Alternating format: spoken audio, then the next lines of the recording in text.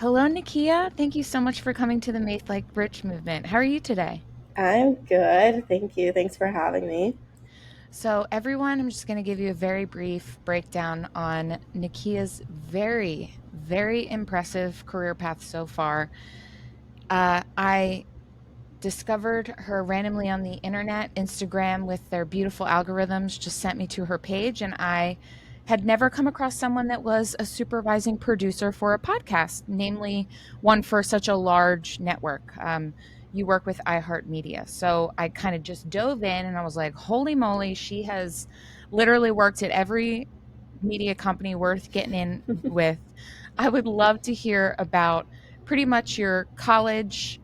You went to school for communications, you have the Yeah. business minor. Could you just lead us through what your trajectory has been since you left college? And I know it's long, but you've got so many great like highlights career-wise that I would love for you to just top on for us. Yeah, I'll try to do a summary. I did go to school for communications and media arts. I minored in business at Montclair State University in New Jersey.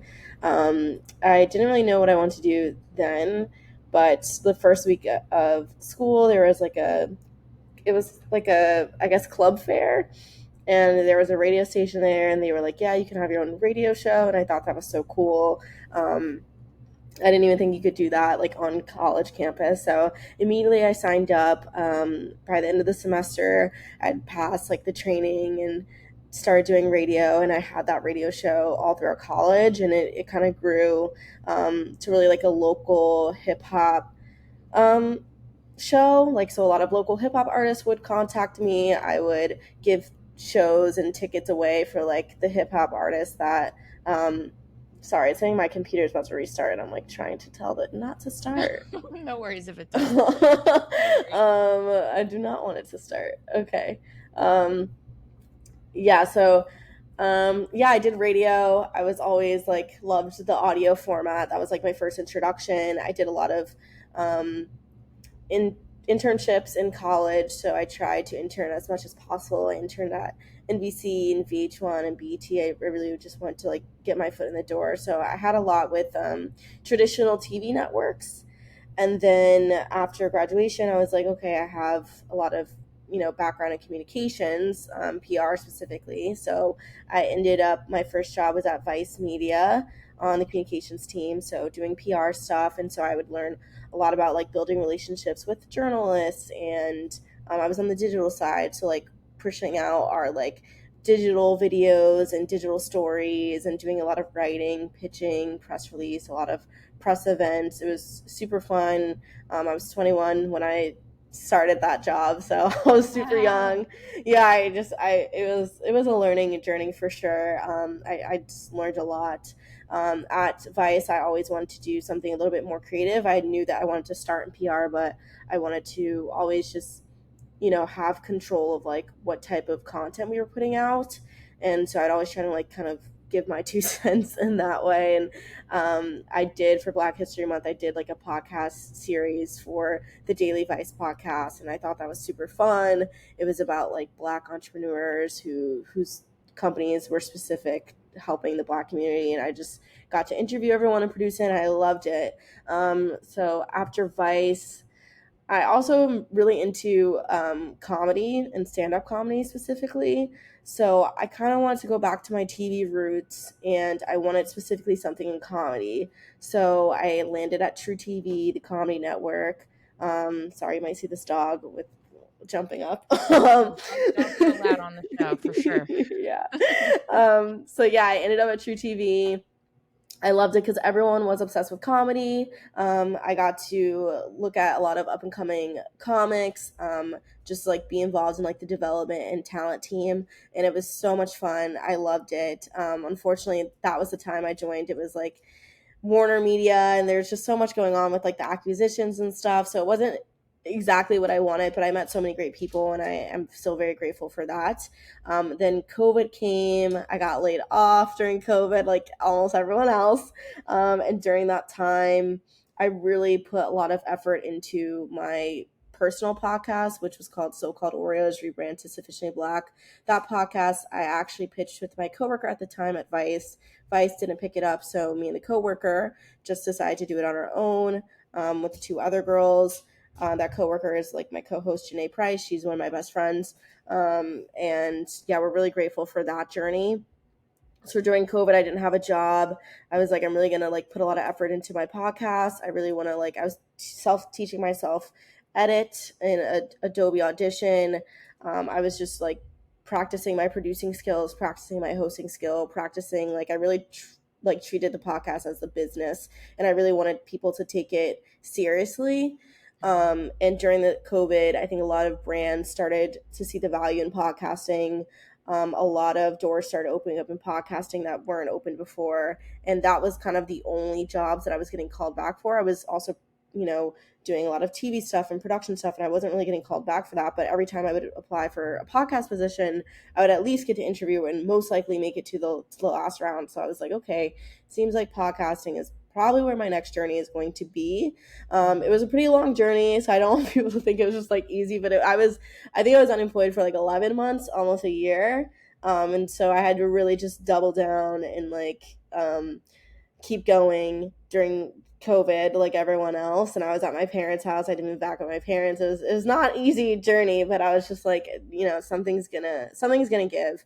Eventually something did give. My current boss at iHeartRadio reached out to me on LinkedIn. He saw my profile, and I had saw this job for executive producer for podcasting at iHeart. And I was like, yeah, I'm never gonna get that. And then he was like, oh, we have this job. And I was like, are you sure? I don't know if you're sure that's for me. He's like, no, I really loved that you worked with brands. I did a lot of branded content advice. I had a lot of, interactions with clients and being in communications, talking and writing. And he was like, I think your skill set is really good. And he had listened to the podcast, and he was like, it's done really well. And that really meant a lot, because I'd really put a lot of energy and effort into that, especially not having something on my resume for a year. I wanted to really show that like I still was working on something and I was always bettering myself. I ended up getting the job. I didn't start as an executive producer. I was not qualified for executive producer, but they actually opened the job to supervising producer, which is my current role now. I've been there for 2 years. And it's been a great journey, learning a lot from being an independent podcaster to transitioning into like a full-time supervising producer at the largest radio or largest podcasting network in the country. So it's very interesting to see like the amount of resources that iHeart has versus what an independent producer would have.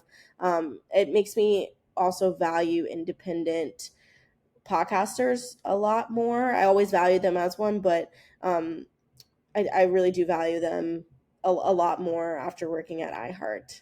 That's kind of like my journey into where I am now. Is a long answer. No, it's beautiful. And I'll just let you know, I'm a crier, and your story already got me because Oh, wow. I'll be honest. I'm 10 years older than you. So my college journey, I graduated literally into the 2008 recession. I had a job on paper for like 6 months. No. And then after Yeah. that, like jobs that were available for like college kids were now being filled by 40-year-olds because Yep. that's all there was. And the hustle was real, and you had to figure out for the first time ever how to focus on what you wanted and then figure out how to get there without any kind of traditional career path.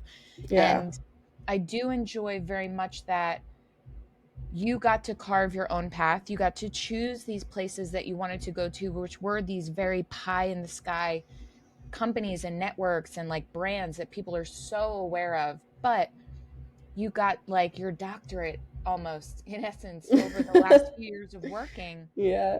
to skyrocket you into this position that you weren't technically qualified for, but you're very clearly qualified because you're still there.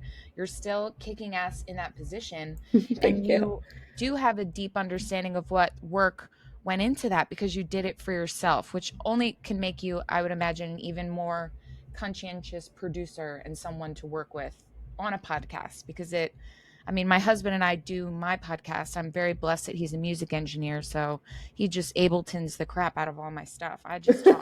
Yeah, engineers are very important, so that's awesome. Man, the fact that you self-taught yourself all of these things, it's just beautiful and it's really impressive. And Oh, not that thank like your you. age, you weren't like mature, but we're in a very weird time in life, and professionally for people that are under 30, it is a dicey kind of path that you have to take. Yeah. And yours seems really divinely planned. It's so beautiful. Yeah, I really am blessed. It was a really rough time during COVID, but I got a lot out of it. It's definitely made me stronger, more empathetic, more appreciative of people. I try to always help the younger people that unfortunately had to graduate into COVID. And even now, it makes me kind of sad that they have to deal with all this, and especially people that don't.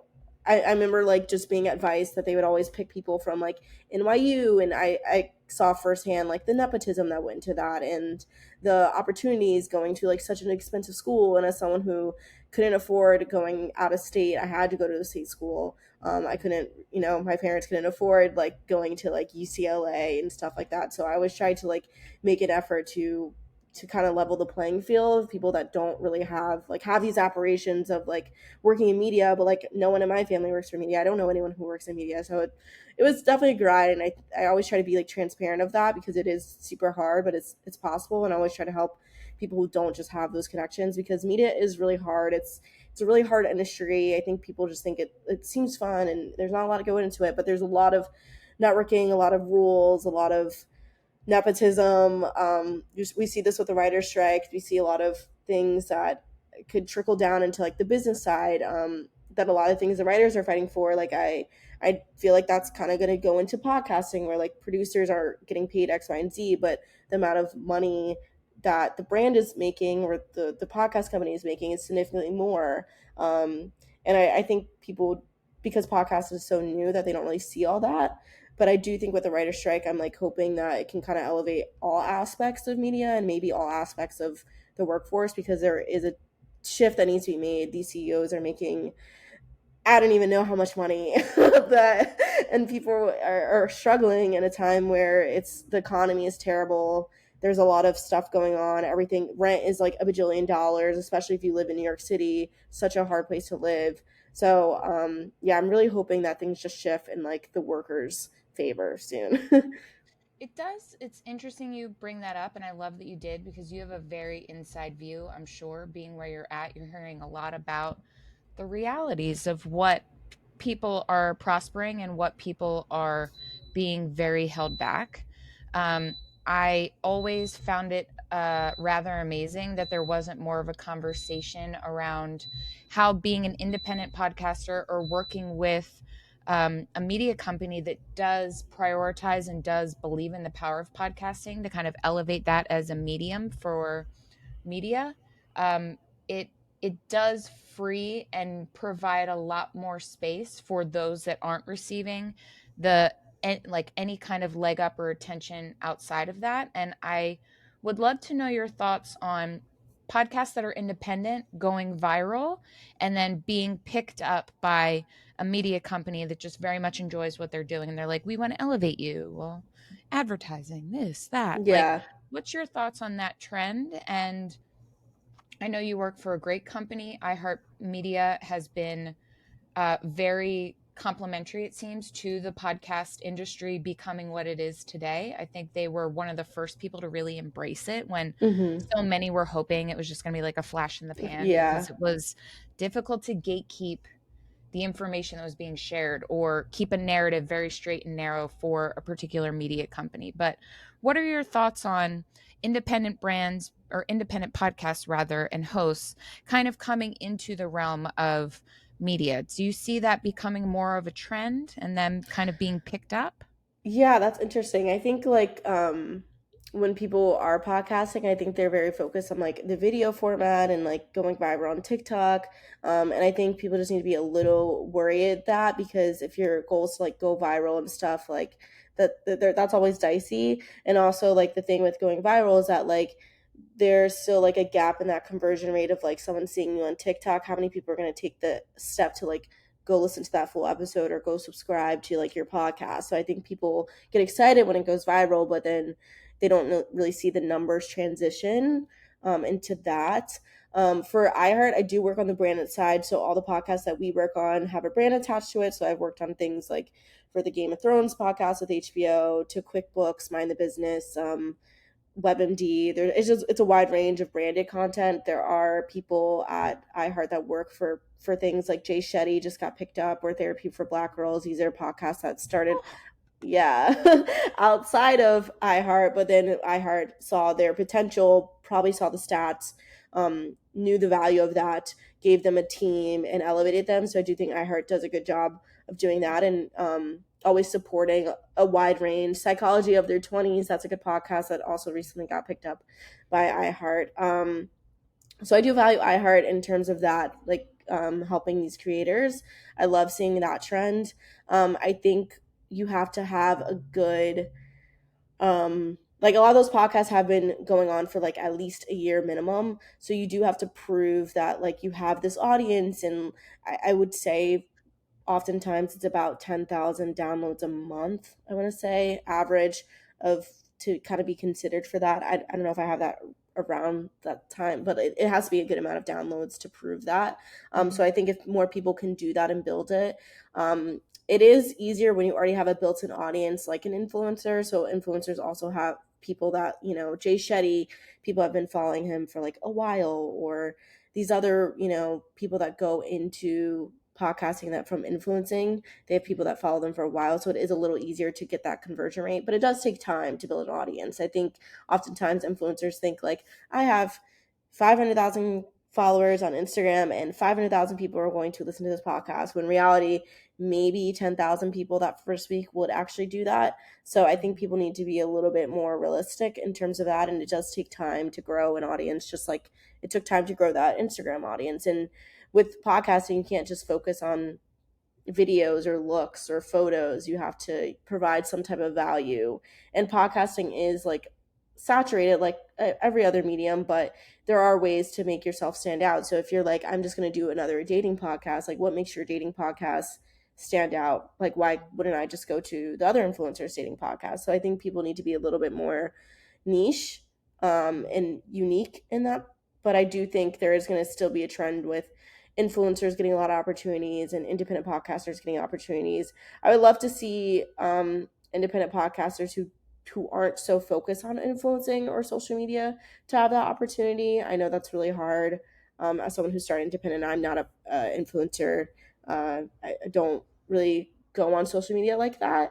So it is really hard when you don't have a built-in audience. But I would love to see ways that bigger companies can help elevate those people. And iHeart does have a program that helps people, especially diverse audience. So that's something I also admire about the company, is that they have been picking people who, you know, are trans or gay or Black, and people with these identities that we don't really see in podcasting. And they do give them the opportunity to use iHeart's resources and platform to build these shows. So that's something I admire. And I know Spotify is doing something similar. I know Spotify is putting like a podcasting equipment in like Black communities at like local bookstores, I think, and giving them those opportunities. So I would love to see more of that.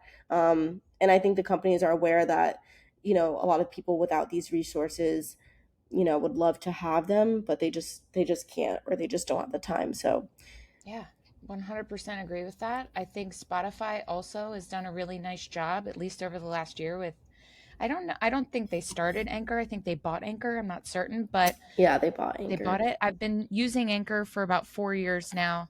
This current show I started in April, and I've just been gung ho with it. But Anchor has been the primary platform that I use to publish. And in the beginning, before I could afford to get a fancy mic and this Yeah. stuff, you know, Anchor really did provide an excellent platform that had really beautiful sounding recordings that you could literally do from your phone. So I do appreciate that they're trying to level the playing field tech wise, because that is one of the biggest.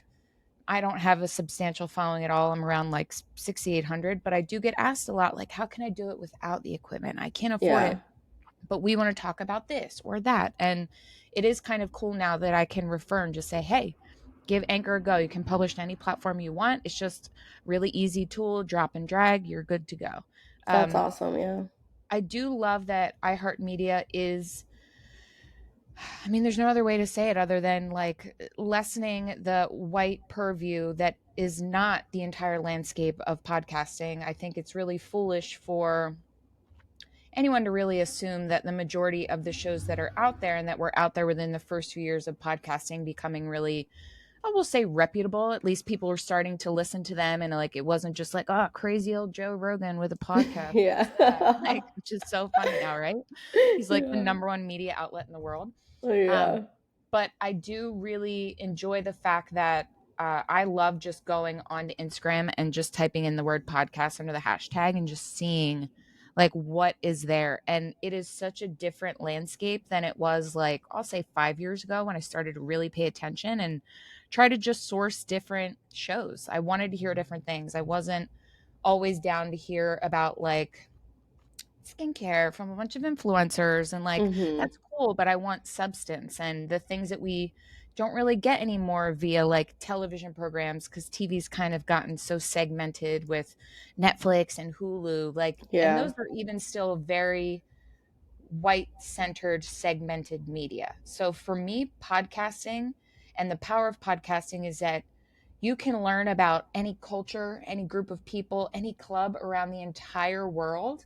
And it does give you a very direct insight into their culture, what their lives are like, what their experiences are. And that for me is where I love podcasting. I think it's beautiful that it's almost in essence unable to be gatekept. And it Mm-hmm. really does give you the ability to kind of curate who you're listening to and not have to rely on what's provided for you.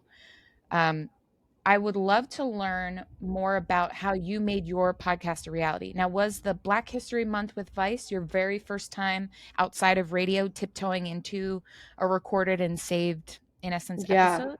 Mm-hmm. Could That you was my, talk about what yeah. that was like for you and then how you made your podcast a reality? Yeah, absolutely. So yeah, with advice, we had always did like brainstorming as a company to like content for Black History Month. Um, I was not on the content team, like I said, I was on the communications team, so I was never really in the content side of creating stuff. So I was always pitching ideas that I thought were really important. I've always loved Black history and Black culture. And so I always wanted to like get involved in any way I can. So me pitching that, I pitched with another coworker, and it was super fun. We got all the guests, we did the research, we worked really well together. He was so great on the mic. We didn't even have any practice. We just did it, and I think it sounded really good for first timers, and it was just super fun. It brought me back to the radio days. I'd been out of radio for about 3 years at that point, so it was fun kind of getting into the booth again. And I didn't do all the board stuff like I did on radio, but it was super fun to just be back on the mic hosting again. I think it's so much fun. And so I was really proud with it. It was, we interviewed really awesome people. And then after that, I was like, okay, cool. I know I can do this. Like, I actually got into podcasting because I had a um, internship with a PR company. It was unpaid. And we would just like do, the clips, all the interns. So it was like hours of just like researching all the press for like their clients. And it was so boring. And I was like, I'm going to kill myself if I just cannot I have to do this all the time. So I was like, let me go on my phone. And I always saw this podcasting app. And this was about like 2013, 2014. So I don't think there was too much on it, but I was just like, okay, comedy, top 10 comedy podcast. This is what I'm going to listen to. The first podcast I listened to was Guys We Effed, which is on, which is on Luminary. So I've been following them for about almost 10 years now, which is crazy to think about. And then the Bitch Bible. And those were the two. And then the Read. So those were the three podcasts that I have been following since for like 10 years. And I would listen to them, and they really helped me get through this internship because I was just laughing and I was just doing the work, and I was just like, oh, this is so cool. And then after graduation, it was the Black History Month series. Then I pitched with my coworker, so-called Oreos, which was the premise of, we had realized that we were Black women that kind of grew up in like very white spaces. So I grew up in kind of like West Jersey near PA. At the time when I moved there, me and my sister were like the only two Black kids in the school. obviously it got better growing up, but it was a huge shift for us. You're like, oh wow, it was very different. Like, and so I kind of grew up and I just assimilated into that. Going to college was a huge eye opener for me because I had learned about different cultures. I was now around a bunch of people. Like now I have like friends that are Muslim now, and I knew more about the diaspora. Now I have friends who are like African and Caribbean, and it was such a liberating experience for me to be around so many cultures. And I always loved that. And moving to Jersey City is very diverse, so it was very different from my hometown. And I was like, wow, this is. I was having almost like an identity crisis. I just didn't even.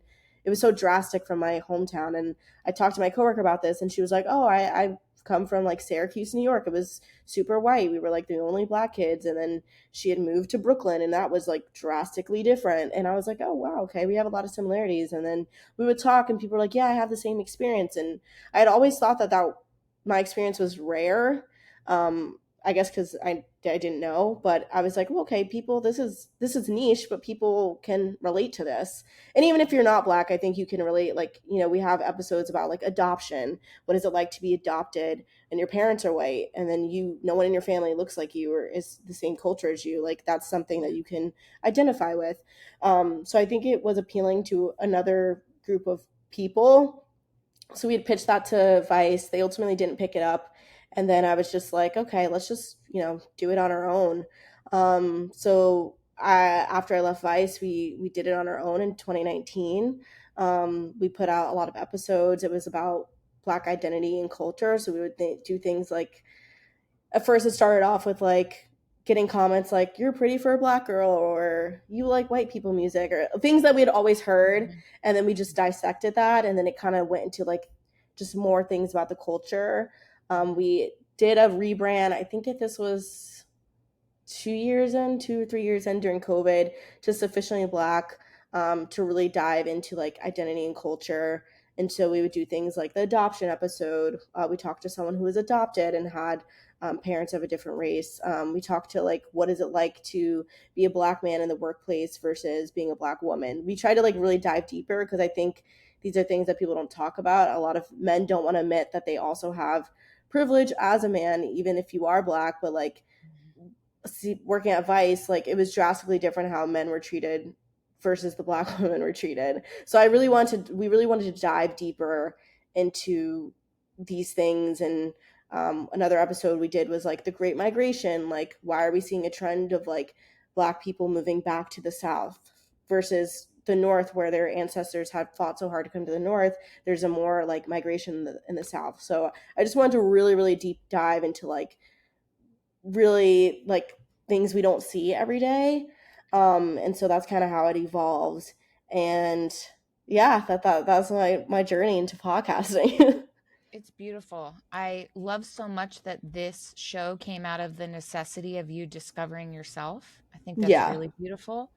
And uh, I myself am a white woman, if you're not watching the video version of this, and I have very little understanding of what it feels like to be uh, the minority in a room or a town or a place.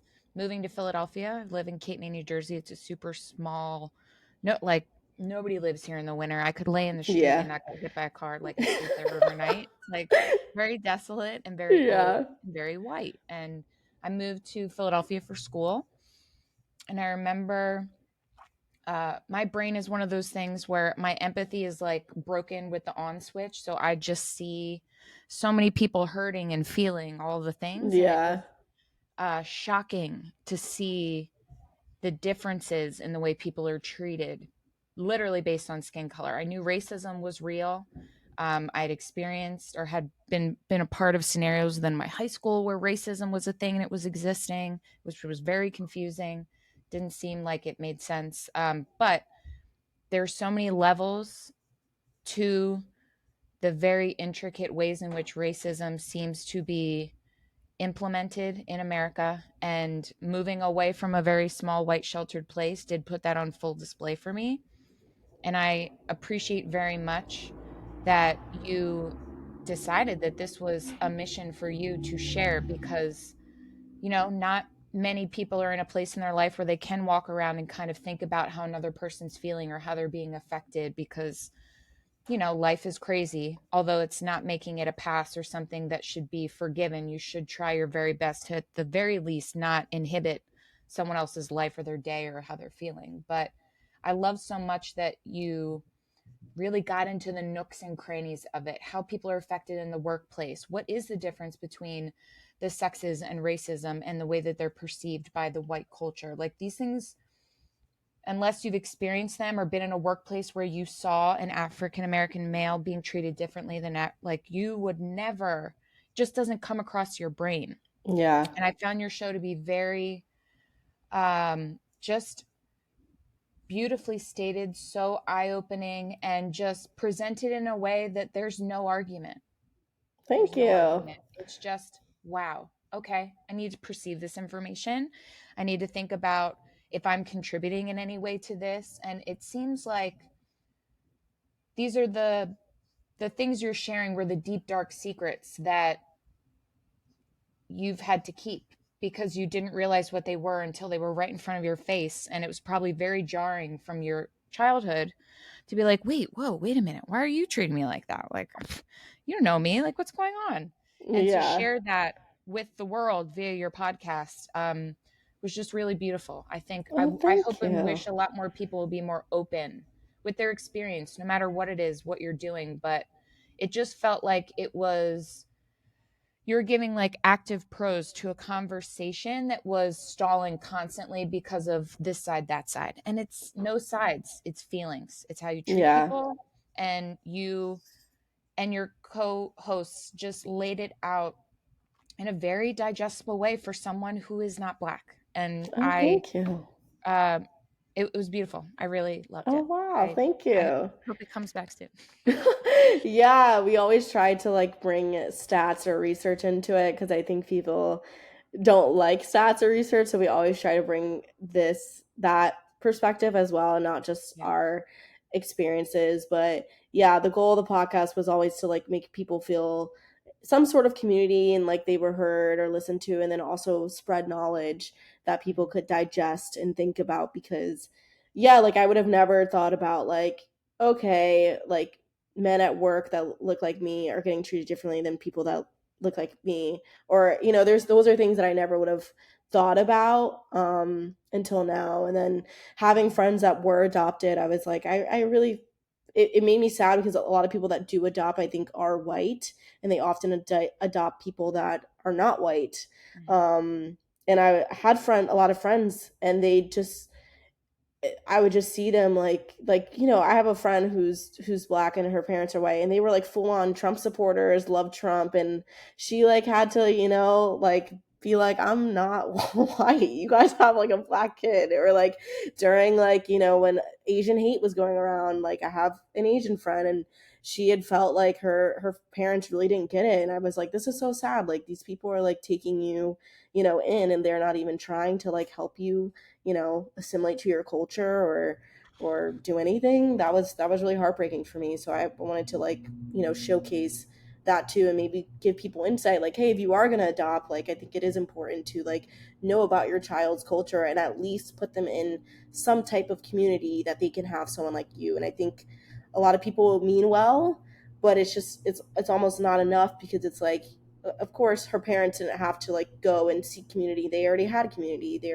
Yeah. grew up in New Jersey. There's always going to be like people that look White like people them. everywhere in New Jersey. They're everywhere. Yeah. So it's just like, I'm sure your parents mean well, but like, I'm seeing a lot of my friends as they grow up, like really be hurt by their parents. And I'm Mhm. not adopted, I don't know, but that's why, I always see these things and I'm like, I really just want people to like just take it a step further as to like Mhm. how we can, not even be better as like a society, but be a better friend, be a better daughter, be a better parent. Like I think it's just up to us to like really be better as a self, and then we contribute to society. So I hope that's something that people think about or get from the show too.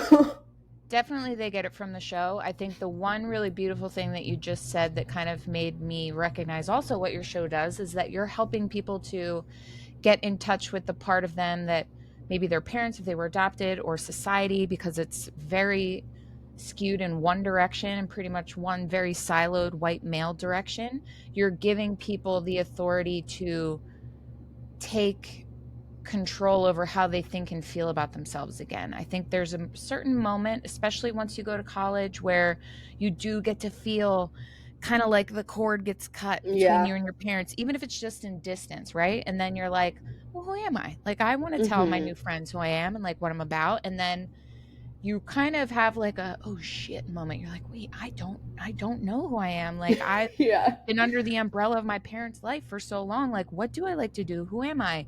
Oh, I don't like that they think that way. I'm not a Trump supporter. Or, you know, like, oh my God, like, yeah, I am adopted, but like, I'm Korean and they never once. So sorry. It's all good.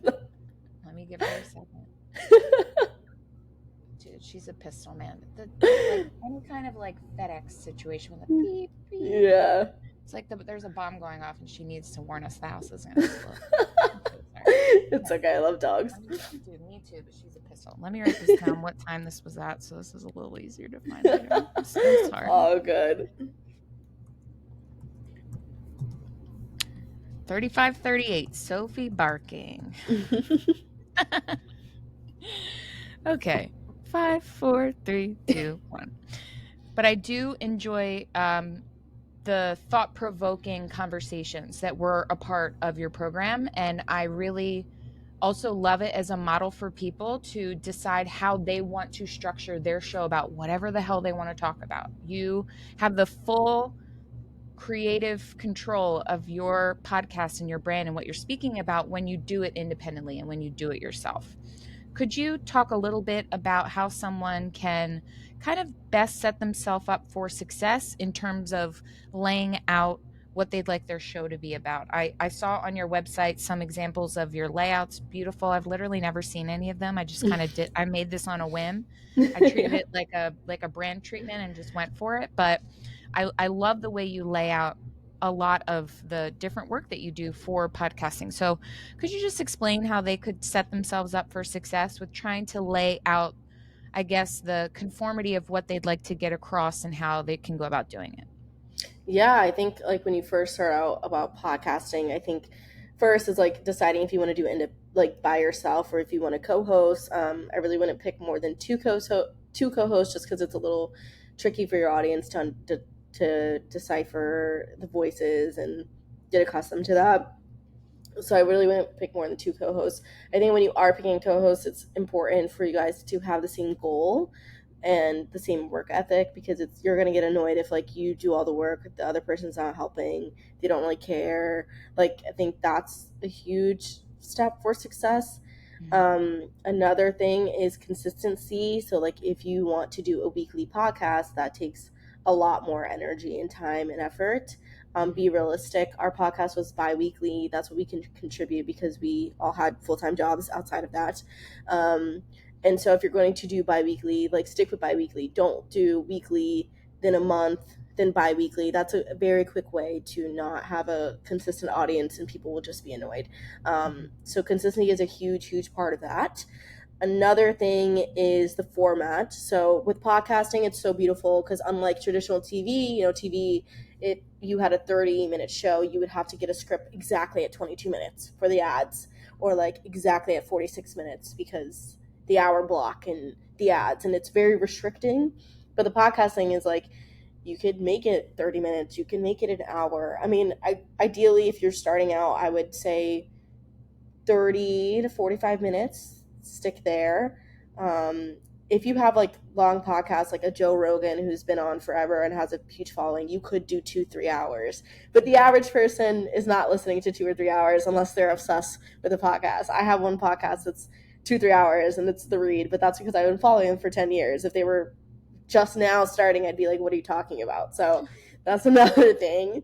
And yeah, the format, it's, you could do interview format like this, one person interviewing someone else. You could do a round table, which is one person interviewing, 3 people and having a discussion.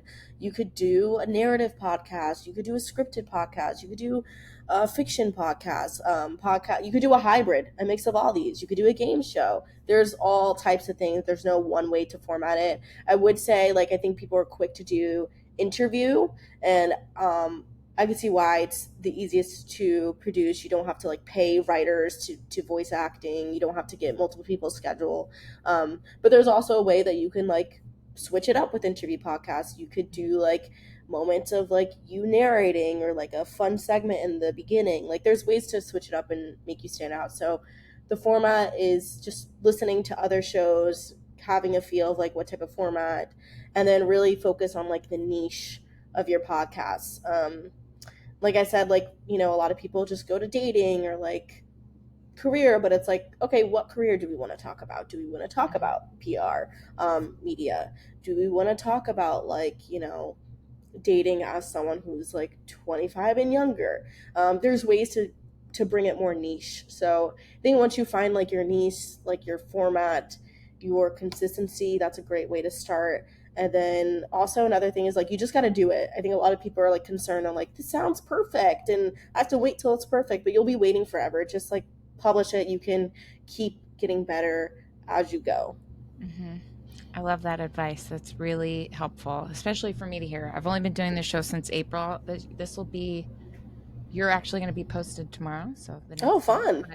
I believe this will be episode 65. So I am it's very regimented. I'm doing it all the same, but I'm noticing like, let me try an intro here, or let me work a different outro and see if this like reads better, is more well received by the listeners. But I love that you include the thought of trying to mix it up a little bit, because you can make it exactly what you want. There's no, you know, putting a square peg into a round hole. Like you can just kind of go with the flow and do what feels right, which I think ultimately leads to the shows that people become obsessed with. They want to hear you being yourself. I think which was part of also what I enjoyed with your show, and I was like, she's going to be perfect to tell people how to like get a podcast going, because thank you. There's a lot of conflicting information, and people either want you to conform and do something that's out there, a dime a dozen, and it does seem like the conversation is starting to turn now to where people are more open to the idea of you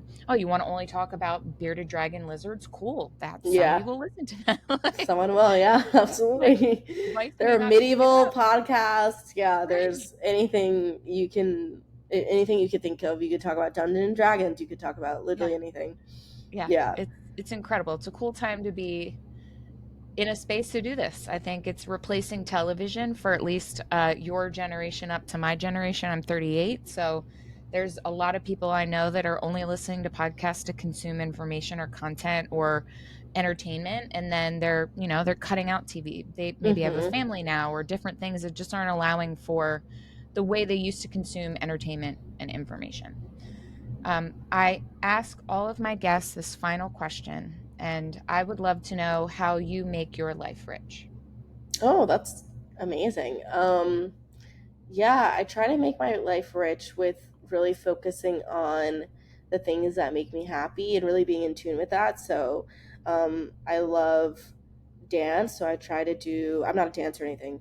I try to do dance cardio in the morning because that gets me excited, or dance fitness classes, being active. I love the summer, so I always try to find activities that are outside and being involved with nature, and really focusing on spending my time with like the people who mean a lot to me. So whether that's like my sister or my family or my friends or my boyfriend, like really putting a lot of energy into that.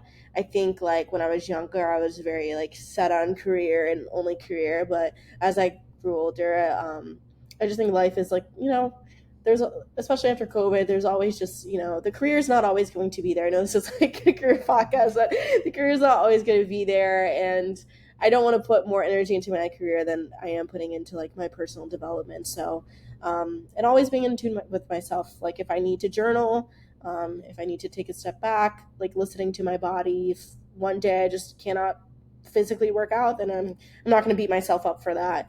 So just like really being in tune with myself and like really making an effort to do the things I love with the people I love. Oh, that's beautiful. I love that answer.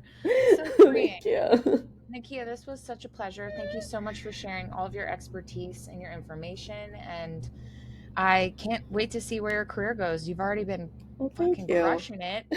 Thank you. You're like barely dry from graduation in my mind. You know, I'm 10 years older than you. You're crushing it. Okay. I'm so Oh, excited to see wow. what's next. But Thank you. Yeah, this was so much fun. Thank you oh, for thank having you. me. And Yeah, this was great. I hope to hear your podcast soon. I know you're in hiatus now, but guys, you can catch up on all of her episodes that are posted. I'll put it in the show notes. I'll also give you access to her website. It's got a lot of information on there, especially if you're looking to figure out how to navigate the podcast world for yourself. And there's a lot you can glean from her website and her resume and what she's been able to craft and put together with all of her experiences. So that will be in the show notes. And other than that, thank you so much. This was such a pleasure. Yeah, thanks for having me. Thank you, everyone.